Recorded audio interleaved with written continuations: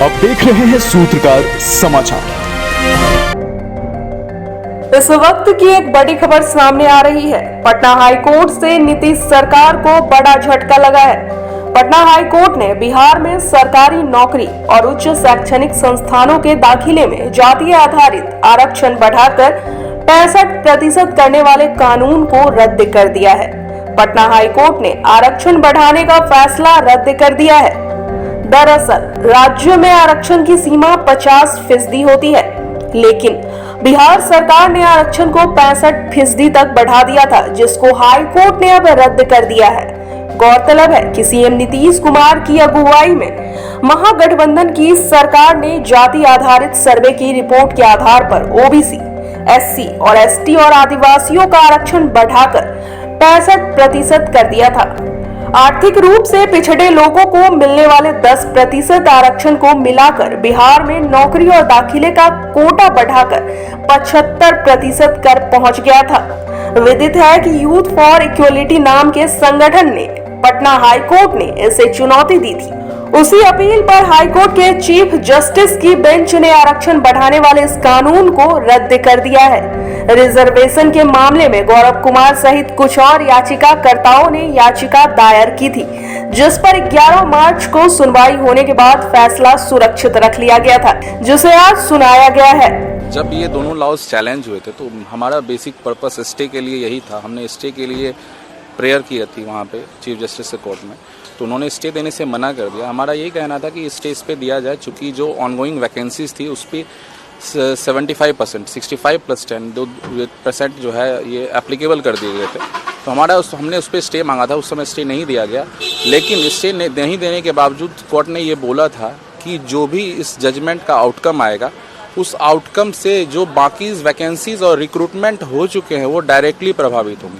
अतः इससे ये पता चलता है कि जो भी प्रीवियसली पास्ट में 75% बेसिस पे जो भी रिक्रूटमेंट हुए हैं, जो नए कानून के बेसिस पे, जो नए कानून जो कि अभी स्टेप डाउन किए गए हैं उसके 75% के बेसिस पे रिक्रूटमेंट हुए थे, वो सारे फिर से प्रीवियसली बैकआउट करके 49% पे होंगे। जो पुराने कानून पे जो 49% का आधार था उसके बेसिस पे होंगे। मतलब लोगों की नौकरियां जाएंगी। ऑब्वियसली लोगों की नौकरियां जाएंगी, क्योंकि जो आरक्षण का आधार है वो जो कि सुप्रीम कोर्ट ने कि 9 जजेस बेंच ने जो 50% सेट किया है वही कानून है, और वो कानून से जो है सरकार प्रतिबद्ध है। वो कानून को तोड़ के सरकार आगे नहीं बढ़ सकती। जो 2 नए कानून लाए थे सरकार ने राज्य में आरक्षण बढ़ाने के लिए, जो पहले 49.5% था, फिर राज्य सरकार ने क्या किया, शिक्षण संस्थानों में और रोजगार सरकारी संस्थानों में रोजगार के लिए उन्होंने 49.5% से बढ़ा के उसको 75% कर दिया।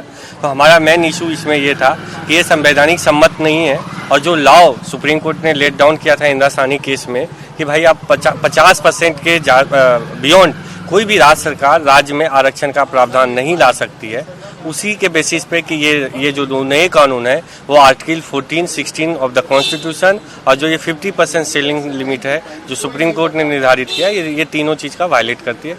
जो आज जो मुख्य न्यायाधीश की पीठ है पटना हाई कोर्ट की, उन्होंने सेम चीज़ को अपहेल्ड किया और दोनों कानून को राज्य सरकार का निरस्त कर दिया।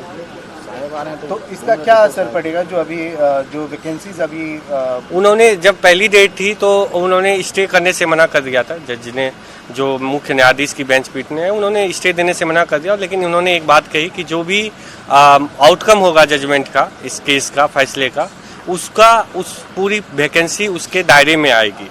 मतलब जो एक्चुअल राज्य में पहले प्रावधान था 49.5% की, वही रहेगी। बाकी यदि कोई रिक्रूट की गई है राज्य सरकार के द्वारा तो वो बाहर हो जाएंगे।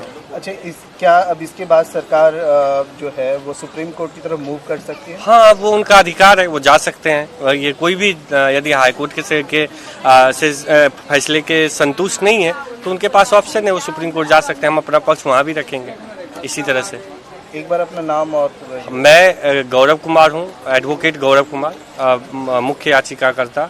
मेरे साथ नमन है, ये भी याचिकाकर्ता है। ये एडवोकेट आलोक है जिन्होंने केस फाइल किया था इन्होंने, और मिस्टर गोपाल शंकर नारायणन है जो सीनियर एडवोकेट हैं सुप्रीम कोर्ट का। उनके अथक उनके आर्गुमेंट यदि नहीं होता इस केस में तो शायद ये उन्होंने काफ़ी सपोर्ट किया हमें। अगर आपको हमारा वीडियो पसंद आता है तो हमारे चैनल को लाइक, शेयर और सब्सक्राइब करना ना भूलें।